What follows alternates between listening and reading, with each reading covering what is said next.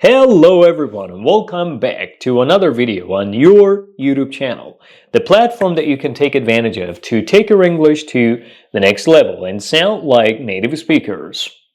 Are you ready for another video? Of course you are, which is why you're here watching this video. But before we focus our attention on today's video, I kindly want you to like this video in support of my YouTube channel.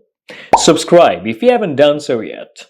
Turn on the notification bell not to miss any of my future videos, and don't forget to leave some positive comments down below to provide me with the energy, the positive energy that I need to keep making more of these videos for you. Alright, in today's video we're going to be talking about the differences between may and might, may have and might have, and we will be going into detail about when and where we use these structures, how they're used, and whether they are used in the same way or whether there are any differences between these two structures. By the way, I've already made two videos about the differences between should and should have, could and could have, that you can see here. I'm talking about these two videos. I highly recommend that you watch these two videos on my channel as well. So today's video will be about the differences between may and might, may have and might have, and also may have, might have. Are you ready for today's video? Of course you are, so let's get started. We use may and might to express the present possibility, likelihood, probability, and chance of something happening. So we use may and might to say that maybe something will happen or perhaps something will happen, right? Keep in mind that when we use may and might, we should use bare infinitives after them. What do I mean by bare infinitives? I mean, after may and might, we should use these simple forms of verbs without to, without ed, without ing. These are the bare infinitives. Verbs following may and might should take the simple form with no to, no ed, and no ing, just the simple form, similar to verbs following other middle verbs like should, must, can, and could, right? So subject plus may plus or might plus bare infinitives. A couple of examples. She may get married soon. She may get married soon. She may get married soon, which means perhaps she will get married soon, or maybe she will get married soon. Another example. I might look for a better job. I might look for a better job. I might look for a better job, which means perhaps or maybe I will look for a better job. My father may call you soon. My father may call you soon. My father may call you soon, which means perhaps or maybe my father will call you. Now you may ask what the exact difference between may and might is, or are there any differences between may and might? Well, the answer to this question is an obvious yes. There are some differences between may and might, so let's go into detail about these differences. The first difference between may and might is both may and might can be used to express the present possibility, probability, likelihood, or chance of something happening. But keep in mind that when we use may expresses a much higher chance of something happening than might. If may expresses, let's say, a 50% chance of something happening, might is expressing a 20 or a 30% chance of something happening. So, may expresses a much higher chance, probability, likelihood of something happening than might. Let me give you an example. When we say she may come, it means there is a 50% chance that she will come. But when we say she might come, it means there is only a 30% chance of, her coming, or there's only a 30% chance that she will come. So always keep in mind that when you don't know which of these two modal verbs you should use, may or might, always remember that if you want to express a higher chance, probability, and likelihood of something happening, don't hesitate to use may. But if you want to express a lower chance or probability or likelihood of something happening, then don't hesitate to use might, right? For example, let's say someone has called you and now they're asking you, will you come to the party? If you're not sure, if you want to tell them that there's a very, low chance of you going to the party and joining them, then you can say, well, I might come to the party, I'm not sure. I might come to the party, which means there's only a 10%, 20%, or 30% chance of you going to the party. But if you're not sure and you believe that there's a much higher chance or probability and likelihood of you going to the party and joining those people, then you can say, well, I may come to the party tonight. I may come to the party tonight. I may come to the party tonight, which means there's a much higher chance of me coming to the party tonight. So this is the first difference between may and might. Now, let me focus your attention on the second difference between may and might. The second difference between may and might is we use may to talk about only the present possibility, likelihood, or chance of something happening.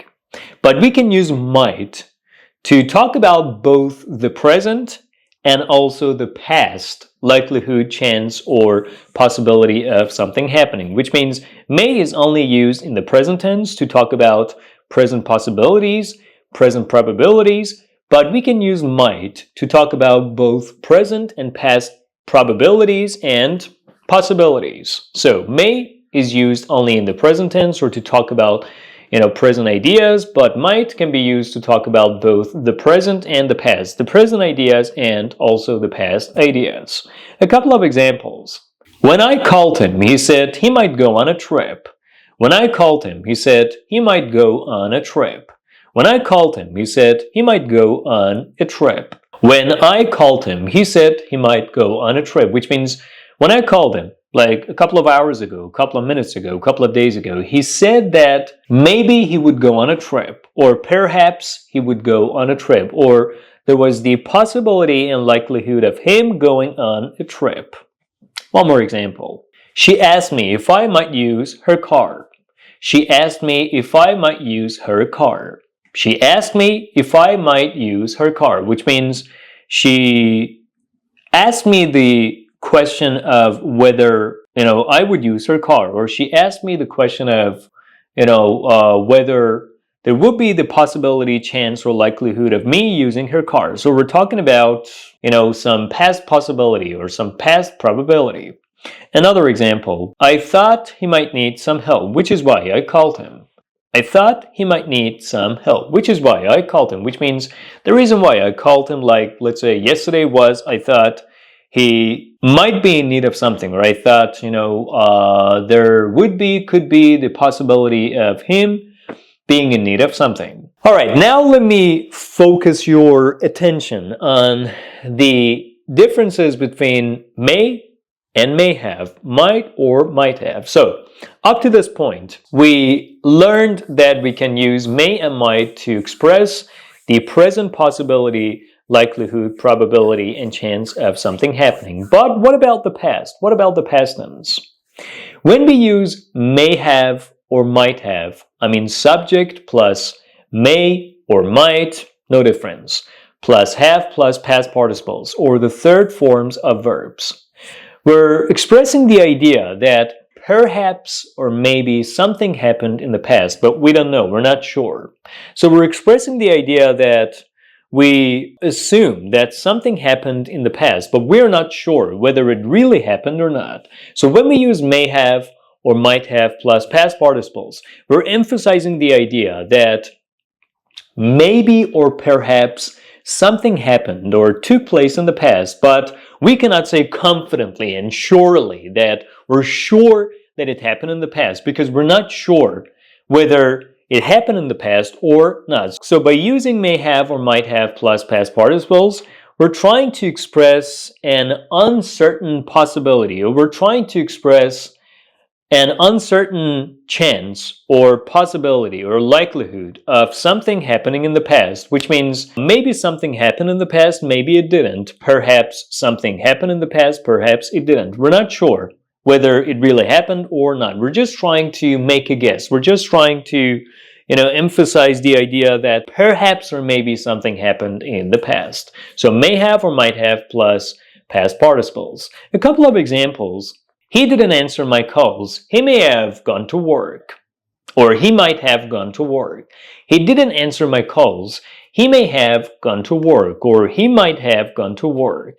He didn't answer my calls. He may have gone to work. Or he might have gone to work. Which means he did not answer my calls.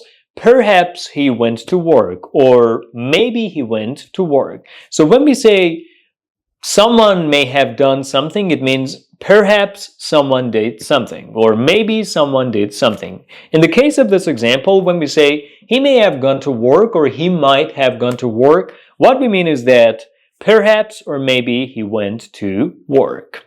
Another example. She didn't buy the car. Well, she may have had no money. She didn't buy the car. She may have had no money. She didn't buy the car. She may have had no money. She didn't buy the car. She may have had no money. She didn't buy the car. She may have had no money, which means she did not buy the car. One reason could be she did not have enough money. We're not sure whether it was the main reason why she did not buy the car. Our assumption is she did not buy the car maybe because she didn't have enough money, or perhaps because she didn't have enough money, but we're not sure. We cannot say, certainly that the main reason why she did not buy the car was because she didn't have enough money or she had no money. This is just our assumption. This is, a guess that we're trying to make, that she did not buy the car maybe because she didn't have enough money, but we're not sure. Another example. She did not come with her husband. They may have got a divorce, right? She didn't come with her husband. They may have got a divorce. She didn't come with her husband. They may have got a divorce. She didn't come with her husband. They may have got a divorce. She didn't come with her husband. They may have got a divorce. She did not come with her husband. They may have got a divorce, which means she didn't come with her husband. And one reason why she did not come with her husband might be because they have got a divorce. We're not sure. We cannot say certainly and confidently and surely that the reason why she did not come with her husband is they've definitely got a divorce. No, that's not true. That's not the case. We're just saying that she did not come with her husband. They may have got a divorce, which means perhaps or maybe they got a divorce in the past, but we're not sure whether they got a divorce in the past or they didn't do it. We're not sure whether it happened or did not happen. Another example.